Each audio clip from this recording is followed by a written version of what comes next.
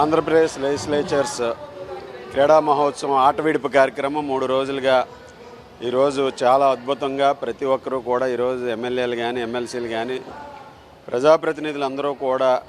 ఎంతో బిజీగా ఉంటూ అదేవిధంగా మంత్రులు కూడా ఎంతో బిజీగా ఉంటూ ఈరోజు ఆటవిడుపుగా 3 రోజుల పాటు ఈ కార్యక్రమంలో పాల్గొని అందరూ కూడా ఎంతో ఉల్లాసంగా ఉత్సాహంగా ఈ క్రీడల్లో పాల్గొని వారి ప్రతిభని చాటుకోవడం జరిగింది. నిత్యం కూడా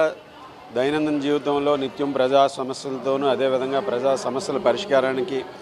అలాగే వారి వారి నియోజకవర్గాల అభివృద్ధికి కూడా పాటుపడుతూ ఈ 3 రోజులు కూడా ఆటవిడుపు నిజంగానే ఆటవిడుపుగా ఉంది. అందరూ కూడా చాలా బాగా పార్టిసిపేట్ చేసి సమైక్యంగా అందరూ కూడా ఒక ఫ్రెండ్లీ మ్యాచెస్ ద్వారా ఆడుకుంటూ అదేవిధంగా గెలవాలనే లక్ష్యంతో ప్రతి ఒక్కరూ కూడా ఆడుతూ అట్ ద సేమ్ టైం ఒక స్పోర్ట్స్ స్పిరిట్స్తో ముందుకు వెళ్ళటం. ఈరోజు ఈ కార్యక్రమాన్ని